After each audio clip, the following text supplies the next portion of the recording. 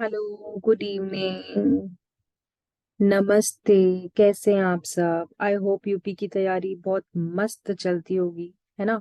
Sunday को तो exam है, सोच लीजिए।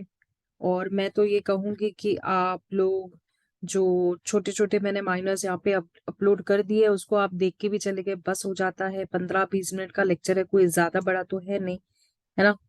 तो आई वुड सजेस्ट कि आप ये लेक्चर्स को देखें और कहीं ना कहीं आपका ही फायदा होगा। चलिए बढ़ते हैं। Preconception and prenatal diagnosis technique 1994 का। कहीं ना कहीं आपको तो पता है, सेक्स सेक्स डिटर्मिनेशन। और ये sex is not a small word. आज word sex is very easy to say, but sex is very difficult to understand. ठीक है, चलिए बढ़ते हुए आगे बढ़ते हैं। आ जाते हैं हमारे टॉपिक पर, जो कि हमारा टॉपिक है pre diagnosis techniques, regulations and prevention of misuse act 1994। आप जब भी ना, आप किसी भी गायनाकोलॉजिस्ट के पास जाएंगे या any doctor which is for pregnancy and all, तो वहां पर आप देखेंगे कि बाहर बुक्स रखी हुई रहती है ना। क्योंकि गायनक के पास होता क्या है, यही तो सब होता है ना। तो ये जो एक्ट जो है, ये नंबर 14 है। ये 1994 की एक्ट है और इसमें 2003 का ये है। और ये अमेंडमेंट एक्ट 2002 में आया हुआ है। ठीक है। 28 सितंबर 1994 में प्रोहिबिशन ऑफ सेक्स सिलेक्शन। अब तभी के जमाने में जब बेटी होती थी तो मारो, जलाओ, राख कर दो, गरम गरम पानी में मार डालो। ठीक है। Relating to the prenatal diagnostic techniques for the purpose of detecting the genetic abnormalities of the metabolic disorders. Abnormalities are certain malformation, sex-linked disorders. For prevention of this misuse, sex determination leading to female foeticide and all matter connected incidental thereto. It enacted by the Parliament in 45th year of the Republic of India. देखो, 45th year की बात की गई यहाँ पे। ठीक है। चलिए, देखो, लिंग भेद करवाना, सेक्स डिटर्मिनेशन करवाना कि लड़का है क्या लड़की है, या उसके डिसऑर्डर्स होना, उसका मिसयूज करना। आपको पता है ना, अंदर से चेकअप होता है कि जैसे 3 महीने के बाद बच्चा जब ग्रो करता है उससे पता चलता है कि बेटा है क्या बेटी है। After 3 months you come to know everything, है ना। चलिए, यहाँ पे शॉर्ट टाइटल हम देखेंगे प्रिलिमिनरी पॉइंट ऑफ व्यू से। द एक्ट में be call as PP, Prohibition of Sex Selection Act 1994. It extends whole of India except Jammu and Kashmir. ये 1994 की बात है, देख लीजिए। ये बात ही वहां कंफ्यूज ना कर दे आप लोगों को। सेंट्रल गवर्नमेंट ने नोटिफिकेशन निकाल के ऑफिशियल गैजेट में अपॉइंट किया। इसको डेफिनेशन दिया गया है अप्रोप्रिएट अथॉरिटी को लेकर, जिसको सेक्शन नंबर 17 में देखेंगे। बोर्ड यहाँ पर सेंट्रल बोर्ड होता है, जो कि अंडर सेक्शन 7 में देखेंगे। ठीक है। पहले 17 पे खतरा, फिर बोर्ड आती है 7 में। कॉन्सेप्चस, इसका मतलब होता है कि कोई भी stage of development from the fertilisation until the birth, including extra membrane as well as embryo foetus. अब आपको पता है ना कि जब बच्चा अंडा जब होता है वो ग्रो करता है, तो वो फर्टिलाइजेशन बर्थ के बारे में यहाँ पे बताया गया है। एम्ब्रो का मतलब होता है developing human organisation till the end of 8 weeks and 56 days की बात की गई है। यहाँ पे 8 वीक्स और 56 डेज की बात की गई है। याद रखना, प्री पॉइंट ऑफ व्यू से ये तो बिल्कुल एम्ब्रो तो पूछा ही जाता है, तो ये बहुत बहुत इजी है, कुछ टफ तो है नहीं डेफिनेशन। चलिए आगे बढ़ते हैं। Sorry, coming back. Fetus means human organism during the period of its development, beginning of the 57th day of the fertilization। आपको पता है ना कि जब पीरियड्स आते हैं तो कहीं ना कहीं काउंटिंग स्टार्ट हो जाती है कि इसके बाद में जो फीटस है वो बढ़ता है। तो यहाँ पर जो बिगनिंग होती है वो 57th डे का फर्टिलाइजेशन का पॉइंट बताया गया है, एंडिंग एट द बर्थ। ठीक है। जेनेटिक काउंसलिंग सेंटर, इसका मतलब होता है means institute, hospital, nursing home या ऐसी कोई भी प्लेस जिसको genetic counselling to the patient किया जाता है। आपको पता है व्हाट डू मीन बाय, अब जेनेटिक काउंसलिंग भी होती है और जेनेटिक क्लीनिंग भी होता है नहीं है, ठीक है। तो देखो कहीं ना कहीं अगर आप थोड़ा बहुत साइंस से थोड़ा सा ये रखते हैं, तो जेनेटिक्स क्या होता है कि जो ऑर्गेनिजम्स होते हैं, जो एक बायोलॉजिकल पता चलता है कि जिसके जेनेटिक्स, यानी कि ये स्टडी होती है जिसको अपन हेरिडिटरी भी बोलते हैं, जो जेनेटिक्स के थ्रू पता चलता है कि आई कलर क्या है या ऐसी कोई डिजीज है क्या। तो वो अगर हम जेनेटिक का एक एग्जांपल ले, तो कोई भी किसी बच्चे में ब्लॉन्ड हेयर होता है, यानी कि आपने देखे होंगे ना भूरे बाल जिसको अपन कहते हैं, तो that is a genetic counselling. Counselling centre अलग होता है, पर यहाँ पे जेनेटिक की बात कही गई इसीलिए मैंने आपको एक्सप्लेन कर दिया, ठीक है।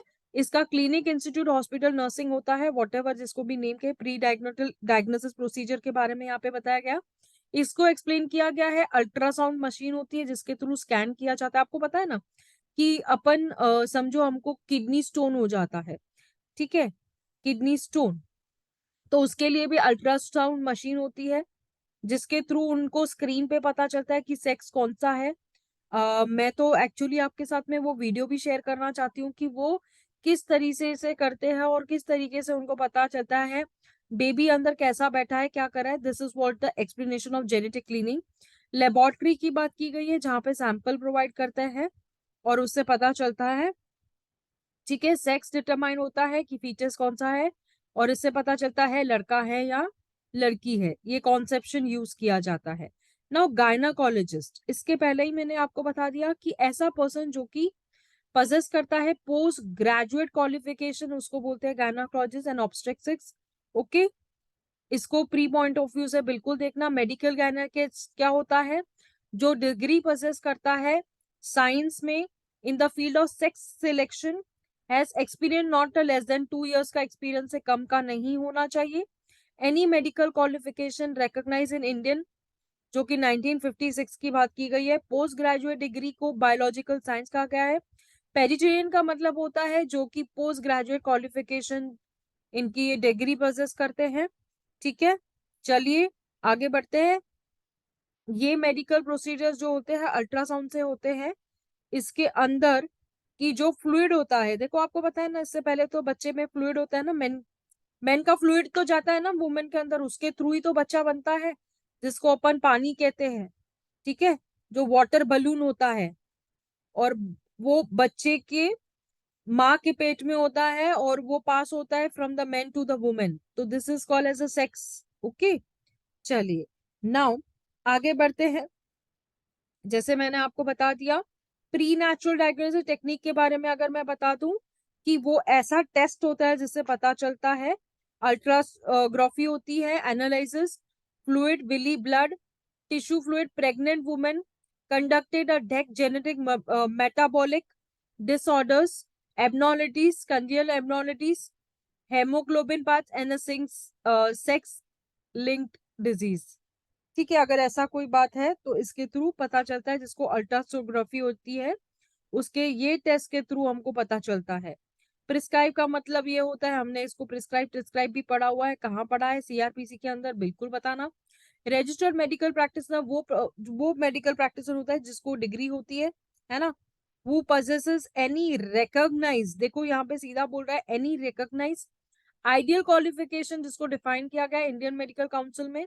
रेगुलेशन का मतलब होता है बोर्ड अंडर द एक्ट, हमने इसको ऊपर 7 और 17 के बारे में मैंने आपको एक हिंट दिया था। Sex selection, prescription, anything for the purpose increasing the probability, एम्ब्रो का मतलब अपन देख के आए will be a particular sex. Sonologist, imagine, अभी देखो रेगुलेशन के बाद में सेक्स सेलेक्ट हो रहा है तो सेक्स का सोनो होगा, सोनो का स्टेट होगा, स्टेट का गवर्नमेंट होगा। इस तरीके से आपको क्रोनोलॉजी याद रखनी है, जैसे आपको याद भी रहेगा कि हमने क्या पढ़ा था और कैसे पढ़ा था। ऐसा पर्सन जो कि medical qualification Indian medical council 1956 में ग्रेजुएट हुए, अल्ट्रासाउंड इमेजिन, देखो आपको पता है ना कि इनकी ऐसे कई जगह पर होते हैं, ये सोनोग्राफीज होती है, लेकिन यहाँ पे स्टेट गवर्नमेंट जो होती है वो कॉन्स्टिट्यूट करती है अंडर 16A में कि भैया कौन सी सोनोग्राफी जो है। और देखो आपको पता है ना, डॉक्टर्स ही करते हैं, तो बहुत कम आपके भी इसमें होगी, ऐसा नहीं है कि हर स्टेट में होती है। The state government in relation to union territory legislature means an administration appointed by the president under article 239 of the constitution। आपने वो देखा रहेगा कि क्या आपने कोविड का टीका लिया है? अरे मेरी बहू तो पेट से है, अब उसे कोविड का टीका लेने की क्या जरूरत होगी? फिर डॉक्टर बोलती है मेरी फीस, चॉकलेट खाओगी, ये लो चॉकलेट। तो ये सब चीजें यहाँ पे बताई गई है। ठीक है, चलो चैप्टर नंबर 2 पे आ जाते हैं। Regulation of genetic counselling centre के बारे में बताइए, लेबोरेटरी जेनेटिक क्लिनिक के बारे में बताया गया है।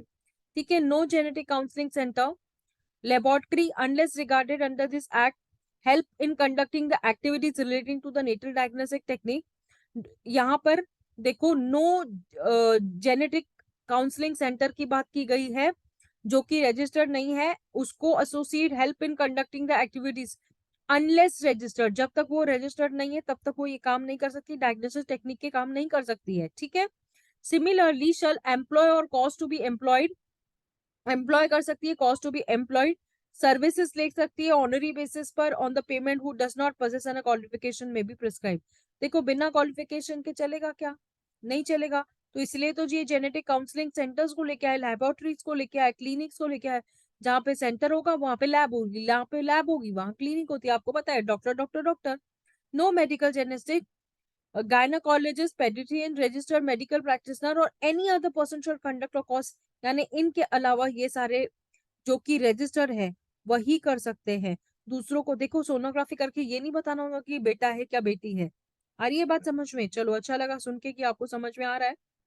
चलिए, prohibition of sex selection, prohibit किया गया, आप सेक्स सिलेक्शन करके ये नहीं बता सकते हो वो कि यहाँ पर देखो no person including specialist or a term specialist in the field of infertility shall conduct or cause to be conducted aid conducting by any person sex selection on a woman or a man, both any tissue complex fluid gametes derived from either both of them। देखो prohibit किया गया है, sex selection को prohibit किया गया। आप ऐसे नहीं कर सकते हो कि लड़का लड़की को लेकर, देखो ये वही है ना, प्रोहिबिट किया गया है, उसको मना किया गया है। Prohibition of sale ultrasound machines to a person laboratories under the act, no person shall sell, कोई भी पर्सन शल बोला गया है, नहीं सेल कर सकता है क्या? अल्ट्रासाउंड मशीन वगैरह, स्कैनर डिटेक्ट करने के लिए कि भैया लड़का है क्या लड़की है, जेनेटिक काउंसलिंग सेंटर्स में, लेबोरेटरी में, क्लिनिक में जो कि रजिस्टर्ड नहीं है। आप किसी भी अनरजिस्टर्ड जाके कि हाँ लो ये मशीन है, इसमें से चेक करते रहो और हमें पैसा देते रहो, तो नहीं कर सकते। चैप्टर नंबर 3 पे आ जाते हैं। ये रेगुलेशन की बात करता है ऑन द कमेंसमेंट ऑफ, जैसे ये एक्ट आई थी, no place including the registered genetic counselling shall be used to be caused to conducting prenatal diagnosis technique for the purpose after satisfying the condition in clause 3। अब यहाँ पर आप देखोगे कि ये क्लॉज 2 और क्लॉज 3 की बात कर रहा है। तो यहाँ पर क्लॉज 2 में क्रोमोसोमल abnormalities की बात की गई है, जेनेटिक मेटाबॉलिक डिजीज की बात की है, हेमोग्लोबिन पैथीज की बात की है, सेक्स लिंक्ड जेनेटिक डिजीजेस की बात की गई है।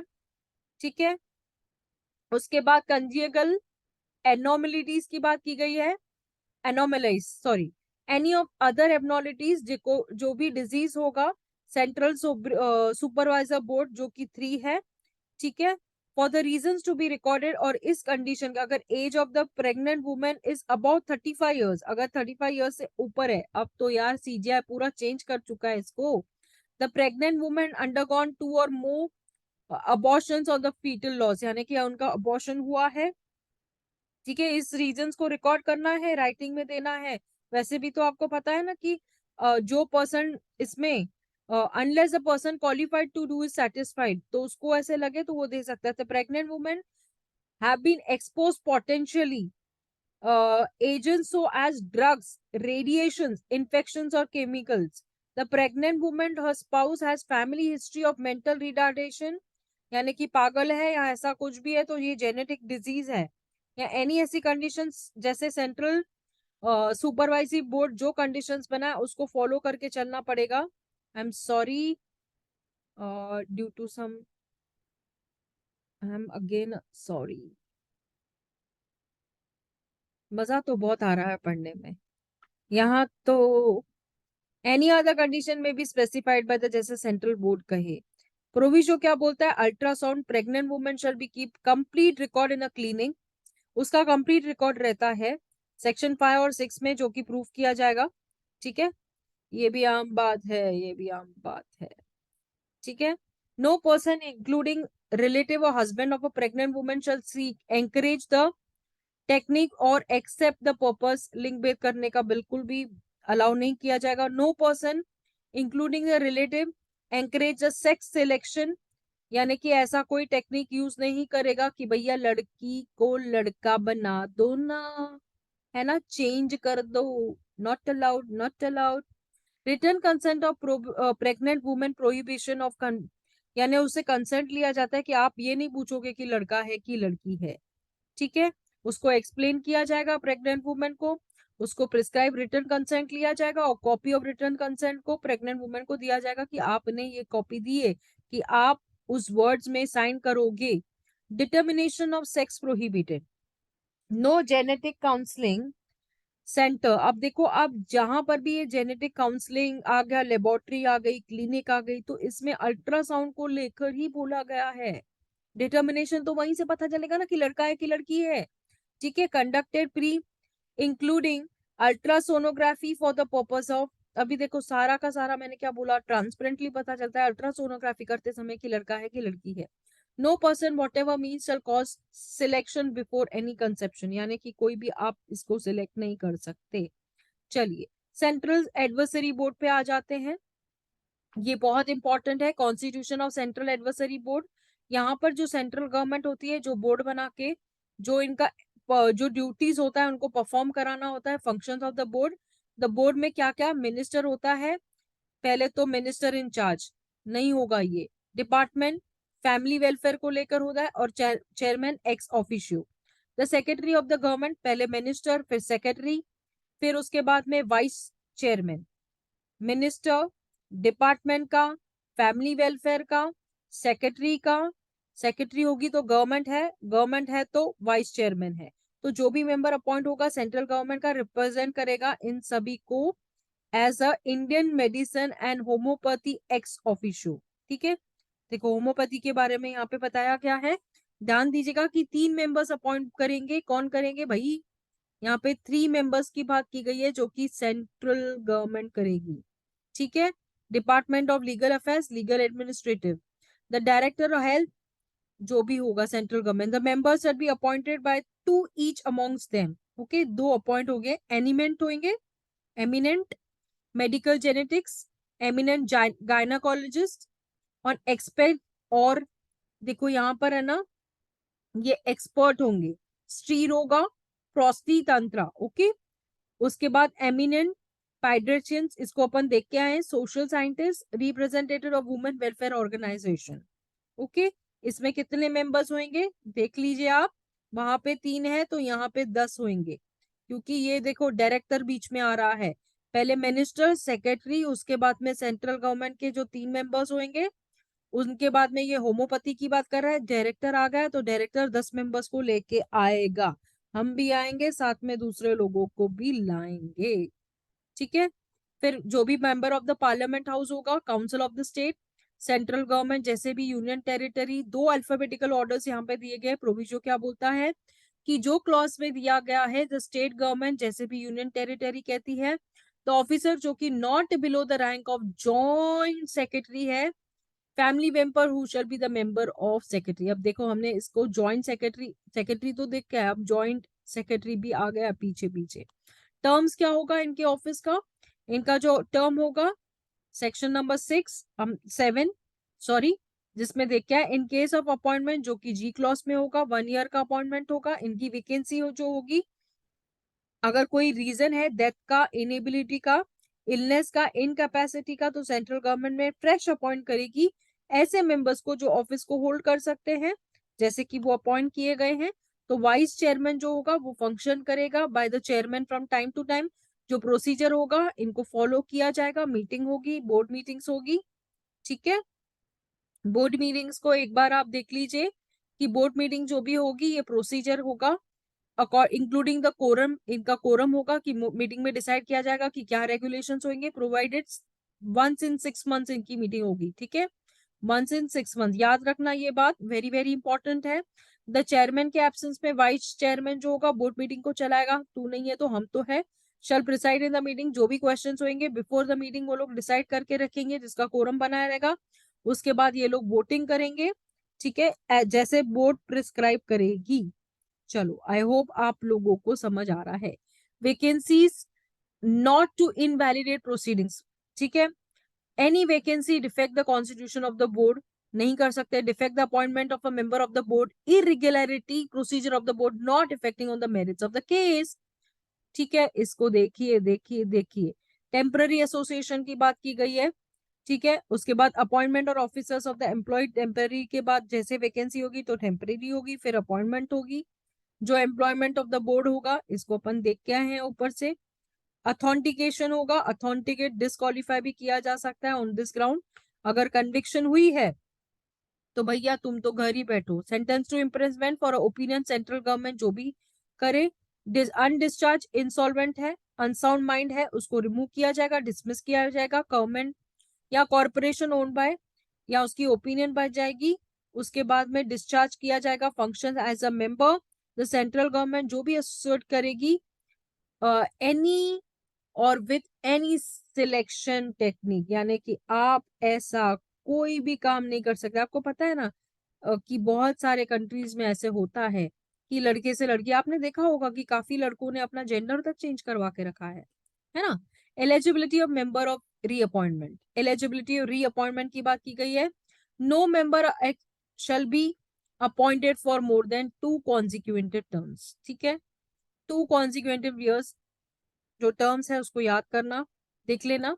फंक्शंस ऑफ द बोर्ड है सेक्स सिलेक्शन टेक्निक, उसको मॉनिटर किया जाएगा, अवेयरनेस दी जाएगी इसके बारे में, फीमेल फीटस के बारे में। और देखिए कहीं ना कहीं तो आपको पता है कि female foetus is clear what I am saying, कि आपको समझ में आ रहा है। जेनेटिक काउंसलिंग, लेबोरेटरीज, क्लिनिक्स के बारे में। अब ये सुपरवाइजरी बोर्ड आ गया यहाँ पर, ठीक है, 16A के अंदर, वेरी वेरी इंपॉर्टेंट है वरना मैं नहीं बोलती क्योंकि ये पूछा जाता है। एवरी स्टेट और union territory having a legislature, इसको बोर्ड बनाते हैं।